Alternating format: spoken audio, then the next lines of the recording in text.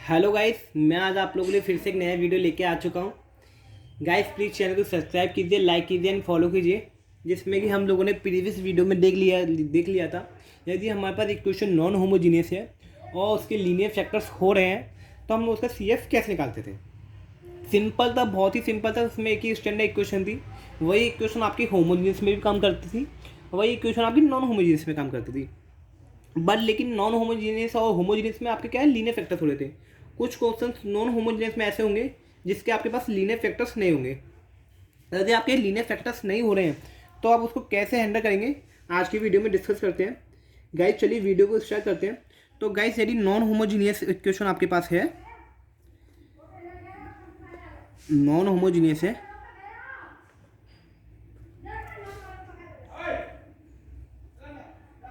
If linear factor is not happen, यदि हमारे पास linear factors नहीं हो रहे हैं तो हम लोग कैसे करेंगे। गाइस स्टार्ट करते हैं। जैसे कि उसके लिए आपके पास एक ही स्टैंडर्ड इक्वेशन है, z equal to a into e to की power h x plus k y. Guys सबसे पहले आपको क्वेश्चन में ये लिखना होगा z equal to a into e to की power h x plus k y. यदि आपके पास नॉन होमोजीनियस इक्वेशन का नॉन लीनियर फैक्टर्स हैं, उसके फैक्टर्स नहीं हो रहे तो आपको सबसे पहले ए इंटू ई टू की power h x plus k Y लिखना होगा, जो कि स्टैंडर्ड इक्वेशन है। गाइस हम लोग फिर इसको देखेंगे del z over del x, जो कि हमारे किसके बराबर होगा, डी के बराबर होगा। D equal to del z over del x, d del over del x a into e to की power h x plus k y. Guys यदि आप इसका डिफरेंशिएट करेंगे तो क्या होगा, ए बाहर आ जाएगा, कांस्टेंट पार्ट को बाहर ले लेंगे और ई टू की power h x plus k y का डिफरेंशिएट करेंगे तो वही आएगा ई टू की पावर एक्स, और H x plus k y का डिफरेंशिएट करेंगे तो के वाई तो जीरो हो जाएगा क्योंकि कॉफी कांस्टेंट पार्ट है, पूरा जीरो हो जाएगा। एच एक्स का डिफरेंशिएट करेंगे तो के क्या एक्स से एक्स कैंसिल हो जाएगा, क्या हो जाएगा एच। ये हो गया guys del z over del x और डी। यदि आपके पास डी स्क्वायर दिया हो तो ये क्या होगा, del square z upon del x square into इसका फिर से डिफरेंशिएट करेंगे equal to del over del x. इसका गाइस फिर से डिफरेंशिएट कर दीजिए a into h into e to की power h x plus k y. Then क्या हुआ, ए और एच जो कॉन्स्टेंट है बाहर आ जाएगा, ई टू की power h x plus k y. Guys E to की पावर एक्स का डिफरेंशिएट है, ई टू की पावर एक्स होगा। देन आप इसका फिर से डिफरेंशिएट करेंगे h x plus k y का, तो के वाई तो कॉन्स्टेंट होगा तो जीरो हो जाएगा। एच एक्स का डिफरेंशिएट करेंगे सिंपल आपके पास क्या बचेगा एच। तो गाइज ये कितना हो जाएगा आपके पास a h square e to की power h x plus k y. Guys यदि आप ऐसी सेम, ये मेरे लिए हो गया। यदि मैं डायरेक्ट बोल सकता हूँ डी क्यूब का, यदि मेरे से पूछा जाए del cube z over del x cube कितना होगा, तो मैं सिंपल कह दूंगा a into h cube e to की power h x plus k Y.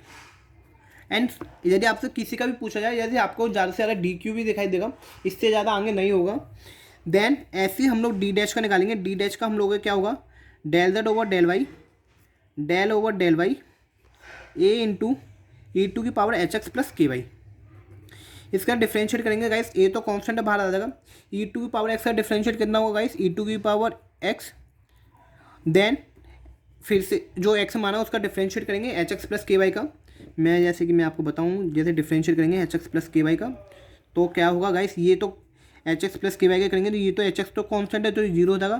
के वाई के साथ करेंगे तो डी वाई से डेल वाई कैंसिल होता है, क्या बचेगा आपके पास सिंपल के।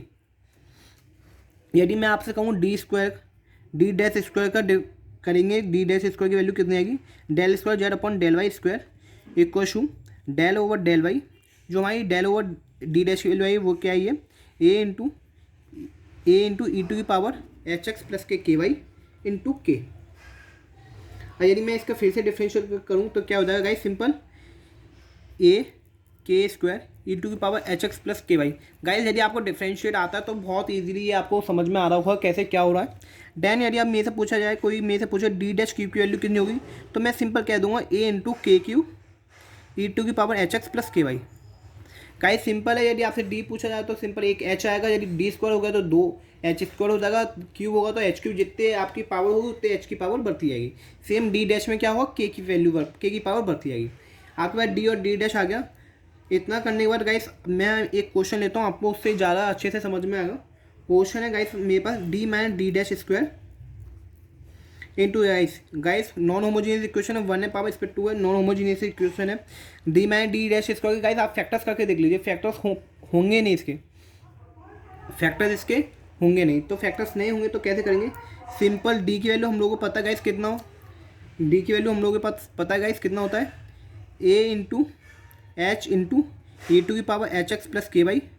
डी डैश की वैल्यू आपने निकाली है गाइस, डी डैश स्क्वायर की वैल्यू कितनी होती है, a into k square e to की power h x plus k y. ये इसको से जीरो हो जाएगा गाइस, इसमें सब में से क्या कॉमन आ जाएगा, e into h x plus k y, इधर आएगा h minus k square equal to zero. Guys ये पूरा पार्ट कॉन्स्टेंट में जाएगा, जीरो हो जाएगा, h minus k square equal to zero. H की वैल्यू गाइस कितनी आएगी, के स्क्वायर। गाइस आप लोगों का मोटिव यही रहेगा कि आप एच की वैल्यू या फिर तो के टर्म्स में निकाल लीजिए या फिर के की वैल्यू आप एच के टर्म्स में निकाल लीजिए। आपको ओवरऑल एच और के में एक ही वेरिएबल में वैल्यू लानी होगी, या फिर आप एच में लाएं या फिर के में लाएं, वॉट एवर जो आपकी मर्जी हो आप उसमें ला सकते हैं। तो हमारे पास एक क्वेश्चन थी ए इंटू ई टू की power h x plus k y. तो आप क्या लिख सकते हैं, z equal to e a into a की पावर कितनी है, h equal to k square x plus k y. एक आंसर आपका ये हो जाएगा, या फिर आप एच आपका एक आंसर ये हो जाएगा। यदि आप ऐसा नहीं लिखना चाहते हैं, ए इंटू ई टू की पावर एच एक्स प्लस के स्क्वायर इक्वल टू, यदि गाइस आप लोगों के पास एच है तो के की वैल्यू क्या होगी, अंडर रूट ऑफ एच, ये हो जाएगी गाइस। फिर क्या होगा, यहाँ से के की वैल्यू आप सिंपल ही under root of h into y. ये दोनों आंसर आप लोगों के दोनों ही वैलिड है। आप यहाँ पे तो एच की वैल्यू के टर्म्स में निकालिए, या फिर के की वैल्यू एच के टर्म्स में निकालिए, किसी में भी निकालिए, पर लेकिन आपको याद रखना है कि एक ही में आंसर होना चाहिए, के आइदर इट इज़ के और एच। गाइस आज की वीडियो में हम लोग इतना रखेंगे जिसमें कि आज के हमसे पूछा जाए कि आज हमारी टॉप लर्निंग क्या है। तो आज हम लोगों ने देखा यदि हमारे पास इक्वेशन नॉन होमोजीनियस है, यदि नॉन होमोजीनियस है, यदि उसके फैक्टर्स नहीं हो रहे हैं, तो हम लोगों के पास एक ही स्टैंडर्ड इक्वेशन है, z equal to a into e की power h x plus k Y.